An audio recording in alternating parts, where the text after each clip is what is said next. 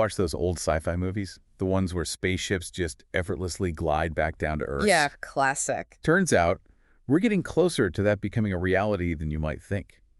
It's all thanks to SpaceX and this mind-blowing thing they've built called Mechazilla. Mind-blowing is an understatement. We're talking about catching a massive rocket booster like out of the sky with giant robotic arms after it's been to space. This isn't some distant future. This is happening right now. It's a pretty incredible time to be following space exploration. Absolutely. And to break it all down, we've got our expert here. So what exactly is Mechazilla, and why is everyone making such a big fuss about this whole rocket catching thing? It's not just hype, I have to say. This is a pretty huge deal. Picture this. You've got these gigantic mechanical arms, and I really do mean massive, built right into SpaceX's launch tower down in Boca Chica, Texas. That's Mechazilla. And its whole reason for existing is to catch these rocket boosters, these super heavy boosters, as they come screaming back down from space. Okay, I can't help but picture some crazy Michael Bay movie scene, explosions everywhere. But seriously, why is this such a big deal? Didn't SpaceX already figure out how to land rockets? I mean, they've been doing those ocean landings for a while now. Yeah, you're right. They have been landing boosters on those drone ships for a while now. But think about it for a second. Fishing a rocket out of the ocean, that's time-consuming, and it takes a massive amount of resources to get them cleaned up and ready to fly again. Mechazilla changes the game entirely. By catching the booster in midair, SpaceX can launch rockets more often. It's kind of like how we use airplanes land, refuel, and take off again. So instead of a long recovery out at sea, it's more like touchdown, refuel, back to space. You got it. That's the end goal. And it gets to the core of why everyone's so pumped about this.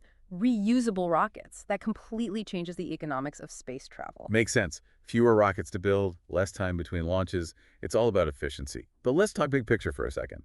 What does all this efficiency actually mean in the long run? This goes beyond simple efficiency. This has the potential to make space exploration significantly cheaper.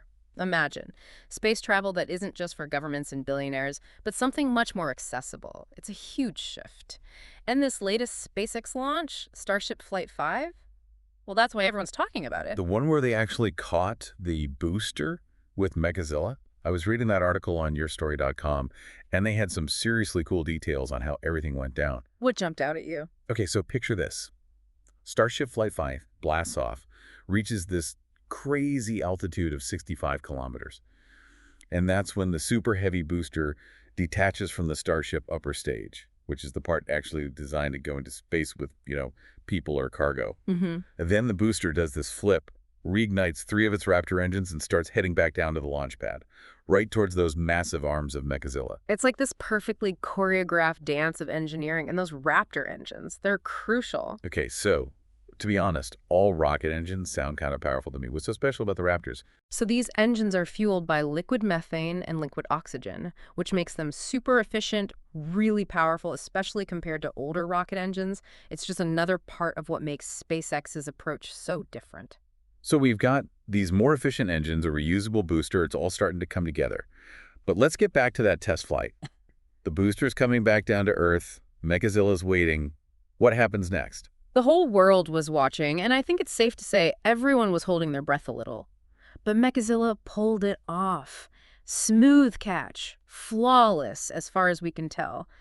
Even Elon Musk, and he's not exactly known for getting overly enthusiastic on Twitter, tweeted, "The tower has caught the rocket," right after it happened. Yeah, I bet he was over the moon. I mean, I'm getting hyped just hearing about it. Can you imagine actually seeing that in person? Must have been something else. The sound, the sheer size of it all. It's one thing to talk about it, another to experience it firsthand. Definitely a bucket list moment, for sure. But, gotta keep it real, this was still a test flight. And as cool as catching that booster was, they weren't able to recover the Starship upper stage this time around. They're still working on getting the heat shield and landing just right. Yeah, they want the whole system to be reusable, not just the booster. That upper stage is what's eventually going to take us to Mars and beyond, so getting its re-entry and landing dialed in is super important. Feels like they're figuring out this whole space travel thing step by step. And moving at lightning speed while they're at it. So what's next? They nailed the booster catch. They're working on landing the upper stage. What else is on SpaceX's to-do list? Okay, so the next big thing. They need to absolutely nail the entire Starship landing. Booster and upper stage, all in one go. Make it routine. Like clockwork. Exactly. And once they've got that down, the possibilities are, well, Kind of mind-blowing. Like sending humans to Mars, Yeah. that's been the dream for, well, forever. Oh, Mars is definitely a big one, but it doesn't stop there. Imagine way more frequent and way cheaper satellite launches.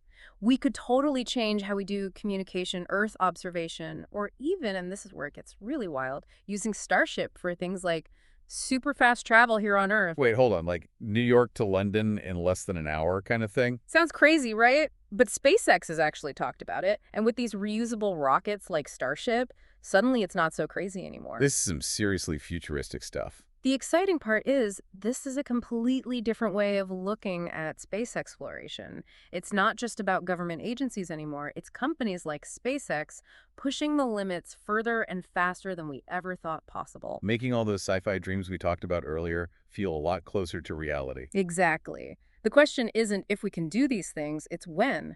And when seems to be a lot sooner than we thought.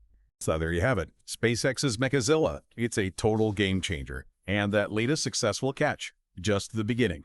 Sometimes the real world can be even more awe-inspiring than anything we see in the movies. Next time you're looking up at the stars, just remember, the future of space exploration is closer than you think. And hey, maybe in our lifetime, a trip to space will be just another thing on the bucket list. Thanks for joining us for this deep dive into the future of space travel. Until next time, keep looking up.